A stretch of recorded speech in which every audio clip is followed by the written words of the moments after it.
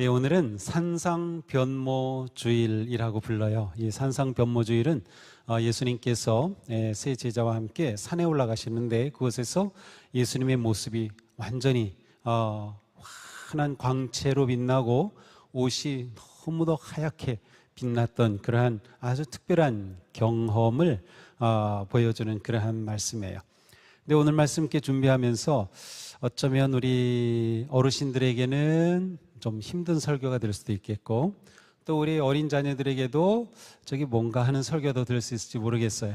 목사님이 좀 설교를 들으면서 우리 자녀들과 함께 하는데 우리 청소년, 청년들, 또 우리 청장년들 를 좀 이렇게 염두에 두면서 설교를 준비했거든요. 무슨 말인지 잘 모르면 그냥 아멘 아멘 하시면 은혜가 될 것 같아요. 네, 잘하셨습니다. 그렇게 하시면 돼요. 네, 자, 오늘은 주현절기의 마지막에, 주현절은 1월 6일이 주현절이고요. 주현절기는 사순절이 시작되기 전까지의 기간입니다. 올해는 주현절기가 아주 짧아요. 주현절기가 보통 8주까지 이어지기도 하는데요. 올해는 아주 짧게, 왜냐하면 부활절이 아주 빠르기 때문에 주현절을 짧게 지내요. 근데 주현절 마지막 주일이 산상변모주일이고요. 이제 산상변모주일을 지키면 그 주간 수요일부터 사순절이 시작이 됩니다. 보통 이 주현절기는 빛의 절기라고 많이 불러요. 그래서 하나님께서 영광의 빛으로 현현 나타나심을 기념하는 그러한 절기입니다.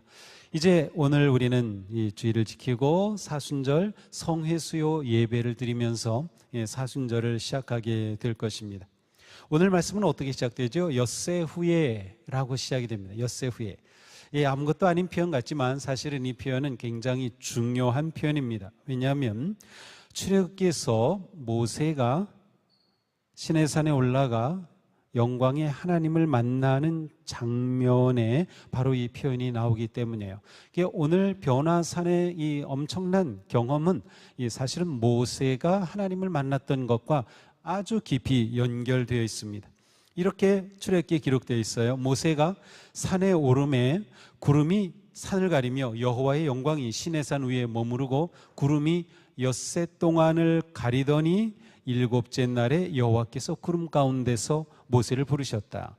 엿새 날을 가리다가 일곱째 날에 구름 가운데서 모세를 부르셨어요. 하나님의 음성, 구름, 엿새 날, 일곱째. 자, 오늘 본문도 이와 같은 이미지가 오늘 본문에 나오고 있습니다. 엿새 후에 구름, 음성, 똑같은 그러한 이미지죠. 하나님께서 나타나시는 그러한 엄청난 사건을 경험을 기록하고 있는 것이죠. 자, 모세가 시내산에서 하나님의 영광을 이렇게 대면했듯이 제자들은 변화산에서 예수님의 영광을 보게 됩니다. 산상변모주일에는 시편 99편을 읽는데요, 하나님의 임재하심과 다스리심의 영광을 노래하는 시편입니다. 그러므로 변모산 사건은 시편 99편이 노래한 그 엄청난 일이 진정 제자들 가운데 일어났음을 보여주고 있습니다. 예수님께서 세 제자를 데리고 높은 산에 오르셨을 때 예수님의 얼굴에서 빛이 났어요. 근데 이 빛은 그냥 일반 빛하고는 다른, 반사되는 것이 아니라 얼굴에서 광채가 나오는 것이에요. 그것은 무엇을 말합니까? 예수님 안에 담긴 하나님의 본체가 드러나는 것을 의미하고 있어요. 예수님의 옷이 하얀 옷으로 바뀌었어요. 바로 예수님이 누구신가를 드러내는 거죠. 예수님이 하나님 바로 그분이다라고 하는 것을 드러내는 그러한 모습입니다. 이때 모세와 엘리야가 그 자리에 갑자기 나타났어요. 그리고 모세와 엘리야가 예수님과 대화를 하는 모습을 제자들이 보게 됩니다. 출애굽기 24장에서 구름 속에 잠겨 하나님의 계명을 받았던 그러한 모세, 그리고 호렙산에서 하나님의 미세한 음성을 들었던 엘리야, 결국 모세는 율법, 엘리야는 예언을 상징하죠. 그런데 율법과 예언이 무엇을 가리키는가? 예수 그리스도를 가리켜요. 구약의 약속이죠. 그 예수 그리스도께서 바로 율법과 예언의 온전한 성취이심을 보여주는 거예요. 그들이 예수님과 대화를 하고 있는 것이죠. 예수님은 율법과 예언이 기다려온 바로 그분 그리스도이심을 보여주는 것입니다. 이처럼 하늘과 땅이 만나는 신비로운 순간이었습니다. 이렇게 예수님이 누구이신가가 드러났습니다. 이때 베드로는 이렇게 말하죠. 주님, 우리가 여기 있는 것이 너무 좋겠습니다. 그래서 주님이 원하시면 여기다가 조그만 집을 지으면 좋겠어요. 왜? 너무나도 영광스러운 거니까 이 영광을 계속 누리고 싶은 거예요. 하나는 주님을 위해서, 하나는 모세를 위해서, 하나는 엘리야를 위해서 여기 집을 짓고 주님, 모세, 엘리야가 이곳에 계속 거하시면 좋겠습니다 라는 말이에요. 베드로의 이러한 생각은 일반적이고 우리라도 그랬을 것 같아요. 왜냐하면 하나님의 영광의 이 엄청난 순간을 계속 묶어두고 싶은 것이죠. 저 아래는 무엇이었어요? 고통과 아픔과 문제가 많은 세상에서 올라와 이 황홀한 영적 경험을 하는 이 시간이 계속되면 좋은 것이에요. 현실을 잊고 고통을 잊을 수 있으니까요. 그런데 구름에서 음성이 들려옵니다. 그리고 베드로의 이 생각을 다 끊어버리십니다. 이는 내 사랑하는 아들이요 내 기뻐하는 자니 너희는 그의 말을 들으라. 여기에 초막을 짓는 게 문제가 아니야. 너희가 그분의 말을 들어라, 주님의 말을 들어라 라고 하는 하늘의 음성이 들리는 겁니다. 하나님은 우리가 하나님의 영광을 보는 곳에 머무르는 것이 아니라 그 영광의 주님의 음성을 경청하며 그분이 부르시는 길을 따라 순종하기를 원하심을 보여주고 있어요. 하나님의 임재와 영광의 예배는 신비의 경험과 감정의 고취에 머무는 것이 아니라 주님의 음성에 우리의 삶을 조율하며 순종하는 시간이 되어야 하는 겁니다. 구름 속에서 들리는 음성을 들은 제자들은 두려웠습니다. 하나님의 음성이 들렸으니 당연히 두려움에 휩싸여 땅에 엎드렸습니다. 제자들이 압도적 하나님의 신비 앞에 두려워 떨고 있을 때 예수님께서 다가오시더니 그들에게 손을 대셨어요. 그리고 말씀하십니다. 일어나라, 두려워하지 말라. 예수님께서 그들에게 손을 대셨다. 아주 중요한 포인트예요.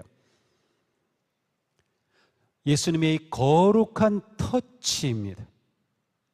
주님이 손을 대신 겁니다. 하나님의 압도적 위엄 앞에 죽은 자처럼 된 우리를 다시 일으켜 세우시는 것은 주님의 손길입니다. 성육신적인 사랑의 만지심이 우리를 일으키고 우리를 세우고 우리에게 참 생명을 주시는 거예요. 주님의 음성을 들은 제자들이 눈을 떠보니 주님이 만지시고 일어나 두려워하지 말라 라는 그 말에 눈을 떠보니까 모세와 엘리야는 사라지고 오직 예수 외에는 아무도 보이지 않았습니다. 이것이 오늘의 말씀 내용이에요. 오늘날 우리는 1초 만에 지구 저 반대편의 사람과 연결될 수 있어요. 목사님 막내 아들, 큰 아들이 미국에 살고 있는데 월요일이면 카톡, 페이스북으로 딱 와요. 누르면 어떻게 연결이 되는지 정말 신기하죠. 우리는 세계 곳곳 어디에 있든 모든 사람들과 연결될 수 있어요. 그래서 이러한 사회를 가리켜 요즘 뭐라고 하죠? 초연결 사회다 이렇게 부르고 있어요. 많은 사람들이 이렇게 막 연결되어 있는 거죠. 요즘 AI, 인공지능이 엄청 뜨고 있죠. 이 인공지능은 우리에게 필요한 답 순식간에 내줍니다. 그러나 이러한 놀라운 기술적 혁신과 풍요 속에서 사람들은 더 외로워지고 있고요. 사람들은 자기 존재의 가치를 상실하고 있어요. 심지어 많은 직업도 사라지고 있죠. 왜? 인공지능이 다 해주니까. 신규 고용을 하지 않아요. 내 존재가 무가치하게 느껴지는 거야. 현대인은 자신의 가치를 성과와 데이터에서 찾으려 합니다. 그러면서 정체성의 붕괴가 지금 오고 있어요. AI가 사람보다 더 빠르고 정확하게 성과를 내는 이 세상에서 사람들은 자기의 쓸모를 증명해야 하는 강박에 시달리고 있습니다. 이렇게 사람들은 점점 소외되고 있어요. 자기의 정체성을 잃어가고 있고요. 헨리 나우엔이라고 하는 유명한 영성가가 있는데, 그분은 이렇게 절망하고 고독한 인간에게 필요한 것은 정보가 아니라 곁에 있어주는 현존이라고 했어요. AI가 사람의 병명을 진단할 수 있지만 환자의 손을 잡아줄 수 없어요. 알고리즘은 우리에게 정보와 데이터를 끝없이 주고 우리를 위해 위로의 문장을 만들어줄 수는 있지만 우리와 함께 울어줄 수는 없습니다. 우리를 만질 수 없어요. AI는 우리의 질문에 답은 해주지만 우리의 두려움을 품어줄 수 없습니다. 이러한 초연결 사회에서 교회가 세상에 줄 수 있는 유일한 희망은 그리스도의 만지심으로 세상을 터치하며 그리스도의 사랑을 온전히 보여주는 성육신적인 공동체가 되는 것입니다. 이게 핵심이에요. 오늘 설교. 다시 말씀드려요. 이러한 초연결 사회에서 교회가 세상에 줄 수 있는 희망은 그리스도의 그 만지심으로 세상을 터치하는 것. 우리가 그리스도의 손이 되어 세상을 만지고 그리스도의 사랑을 온전히 보여주는 성육신적인, 하나님이 인간이 되신 것처럼 우리가 그렇게 성육신적 공동체가 되는 것. 이게 교회의 세상이 줄 수 있는 희망이에요.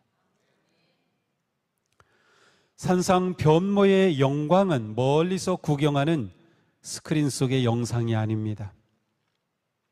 우리 곁에 다가와 손을 얹으시는 그리스도의 체온이 담긴 하나님의 임재하심에, 초연결 사회의 연결은 차가운 연결입니다. 오직 주님의 따뜻한 접촉만이 세상을 소외에서, 절망에서, 수렁에서 건질 수 있는 겁니다. 이것이 우리의 사명이고 교회의 사명인 거예요. 그러니까 이렇게 AI가 모든 것들을 완전히 바꿔놓는 세상에서 교회가 필요할까? 신앙생활 하는 게 필요할까? 사람들은 점점 종교심을 잃어가고 있는데 사실은 교회가 더 필요해지는 세상이 되고 있는 거죠. 교회에 온다는 것, 예수님 믿는다는 것은 앞으로 AI 이러한 시대에 더 중요한 거예요. 너무나도 중요해요.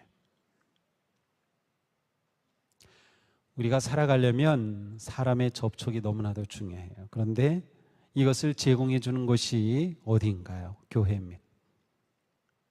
영혼을 터치하고 예수님의 만지시는 손길을 경험할 수 있는 것은 교회예요. 이게 너무나도 중요해요. 우리 어린이들, 청소년들, 청년들, 교회 온다는 건 단지 그냥 내가 신앙생활해, 이게 문제가 아니고요. 내 인생이 의미 있고 값지고 거룩한, 정말 내 존재감을 가진 인생으로 살아가기 위해 너무나도 중요한 거예요. 너무나도 중요해요. 사람들은 아무리 초연결 사회 속에서 살지만 그들은 점점 외로워지고 있거든요. 소외되고 있거든요. 너무나도 중요한 거예요. 제자들이 눈을 들었을 때 예수님 외에는 아무도 보이지 않았어요. 영광의 주님을 보는 우리의 눈은 오직 예수 안에서 인생의 가치와 생명을 찾을 수 있어요. 오직 예수 안에서.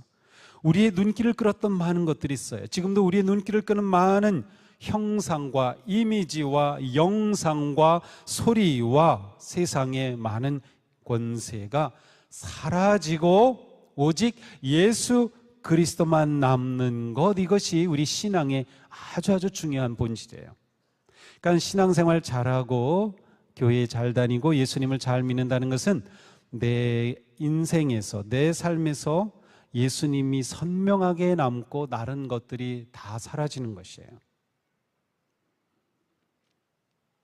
왜냐하면 오직 예수 그리스도의 만지심만이 우리를 살리고 참 생명을 주기 때문이에요. 물론 다른 게 필요 없다는 것이 아니에요. 가장 중요한 자리에 예수님이 계셔야 하는 것이죠.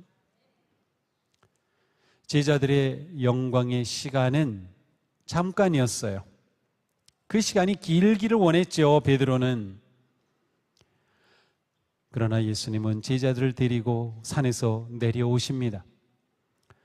초막 셋을 짓고자 했던 것은 영광을 내가 소유하고 싶었던 거예요.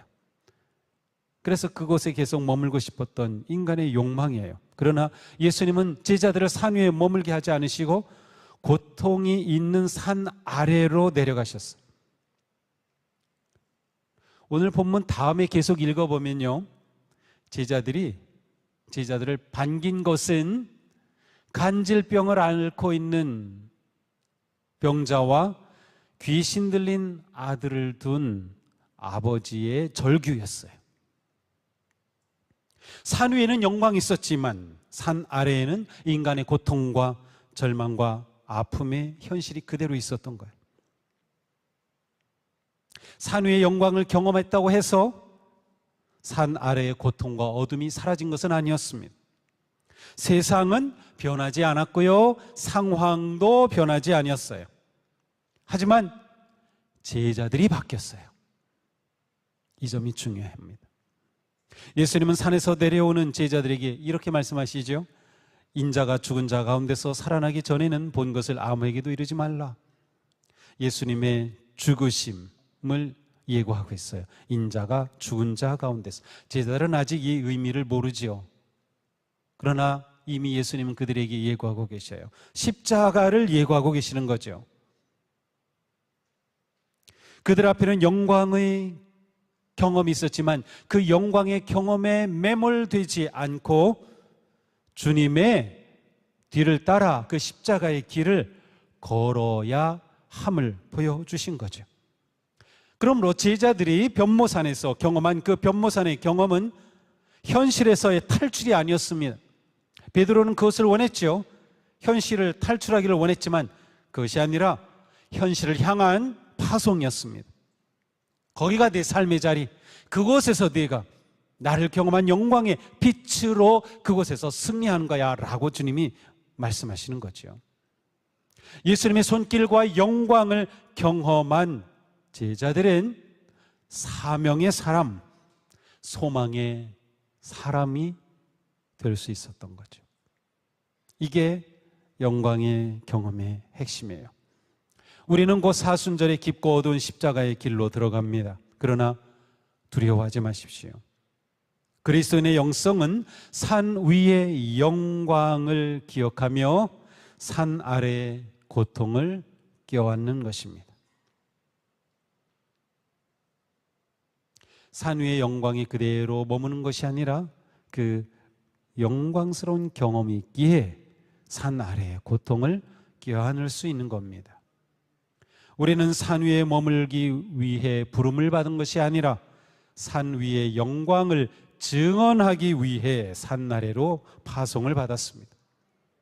우리의 삶에 고난이 닥칠 때 빛나는 예수님의 얼굴을 기억하는 것입니다. 사순절의 침묵과 순례의 여정에서 주님의 영광을 기억하는 것입니다. 이것이 바로 예배입니다. 우리가 왜 예배를 드립니까? 예배를 드리며 하나님의 거룩하신 임재의 영광을 경험할 때 우리가 그 경험을 가지고 우리의 삶 속에 내려가 고통과 아픔이 있는 그 자리에서 승리하며 사는 것이에요. 우리는 예배 시간이 너무나도 좋죠. 그렇지만 우리가 이 예배 자리에만 계속 여기만 있습니까? 그러고 싶지만 그게 아니에요. 영광을 경험한 자를 하나님께서는 세상으로 보내시는 겁니다. 그래서 우리가 예배를 잘 드려야 되는 거예요. 그래서 예배의 경험이 중요한 거예요. 예배가 은혜로운 하나님의 임재하심의 경험이 될 때 우리는 그 영광의 빛을 가지고 세상에 나가 승리하게 되는 거니까요.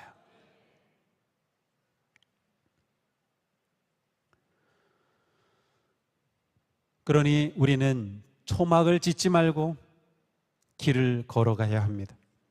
변화산의 영광을 맛본 성도에게는 승리의 영광을 바라보며 일상의 고난을 견디고 품어낼 힘이 있는 거죠.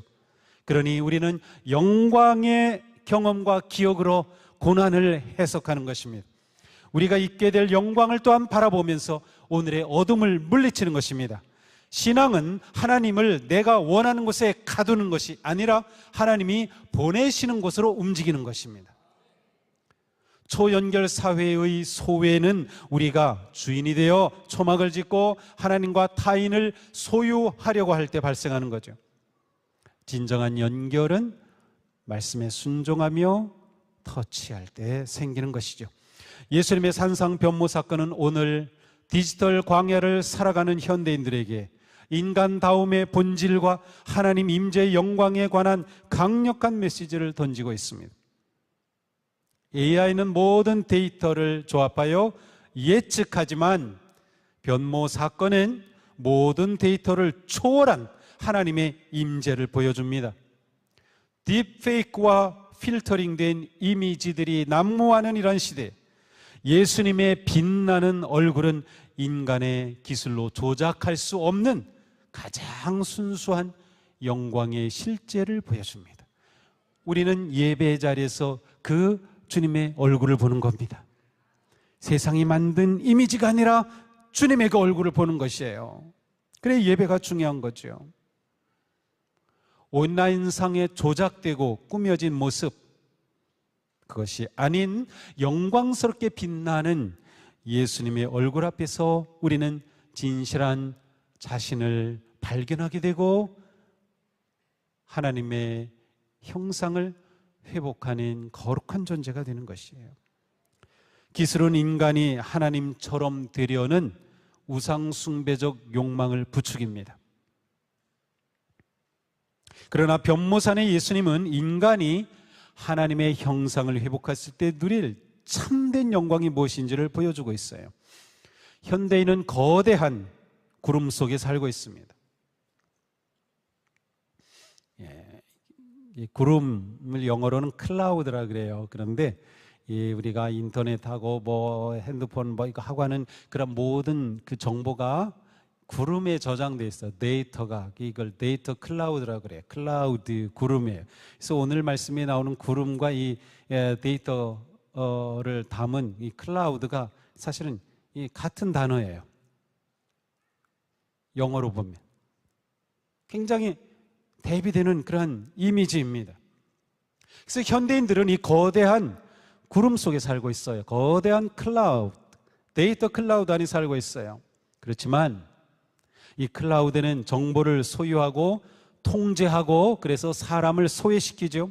인간의 영혼은 점점 메말라가고 있어요. 마음은 점점 혼란해지고 있어요. 그러나 하나님의 구름, 영광의 구름, 하나님의 임재하심의 구름은 연약한 우리 인간을 덮어주시고 보호하여 주시고 손으로 터치하여 주시며 하나님의 음성을 들려주심으로 우리가 누구인지, 하나님의 사랑받는 존재인, 또한 우리는 얼마나 귀하고 아름다운 하나님의 영상을 지닌 존재인지를 깨우쳐 주시는 거예요. 하나님은 우리가 잃어버린 형상을 되찾고 진정한 인간다움을 회복하도록 역사하십니다. 진정한 인간다움의 회복은 계산 가능한 인공지능 앞에서가 아니라 계산 불가능한 하나님의 임재 앞에 서는 것에서 시작이 됩니다. 사순절이 시작이 됩니다. 이번 사순절 동안 세상의 소음을 최대한 줄이고 오직 주님의 말씀에 귀를 기울여 보십시오. 주님의 말씀을 정보로 읽지 말고 나를 변화시키는 생명의 계시로 먹으십시오. 알고리즘의 추천이 아니라 주님의 음성이 이끄는 곳으로 가는 것입니다. 성경을 읽고 묵상하고 기도를 함으로 우리를 변화시키는 성령의 만지심이 우리 가운데 놀랍게 임하기를 바랍니다. 우리는 침묵 속에서 자신을 더 잘 볼 수 있고요, 침묵 속에서 내면의 소리와 하나님의 음성을 더 잘 들을 수가 있어요. 그러니 우리는 디지털 소음을 멈추고, 유튜브도 잠시 멈추고, SNS도 잠시 멈추고, 오직 예수 외에는 보이지 않는 그러한 침묵과 경청의 산에 오르는 것, 이게 우리 사순절에 해야 할 일입니다. 산 위에서 제자들을 만지셨던 그 주님의 손길이 오늘 지금 우리 가운데도 머물고 있음을 기억하십시오. 이 한 주간 알고리즘이 추천해주는 그러한 관계를 따라가지 말고 주님의 음성 안에서 내가 찾아가야 할 그 사람, 내가 손을 내밀어 주님의 손길이 되어 만져주어야 할 그 사람, 소외된 이웃, 그 한 사람을 만나고 그 사람과 접촉해 보십시오. 전화로 연락을 하고 주님의 만짐의 손길이 되어서 새로운 진짜 연결이 일어나는 그러한 삶이 될 수 있기를 바랍니다. 사순절 동안 우리가 이것을 이루는 것이에요. 소외된 현대인에게 필요한 것은 더 많은 정보가 아니라 모세와 일리야가 나타나 주님과 대화를 나누었듯이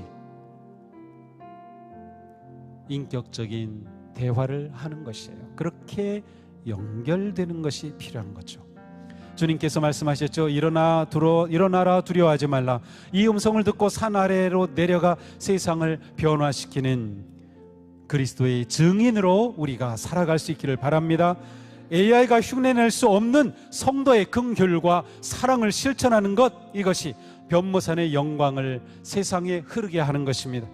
우리는 이 세상의 정보에 만족하도록 창조된 것이 아니라 하나님의 거룩한 영광을 힘입도록 창조되었습니다. 하나님께서 우리를 만지시고 우리를 품으시고 우리에게 음성을 들려주시는 그런 복된 존재로 지음을 받은 겁니다.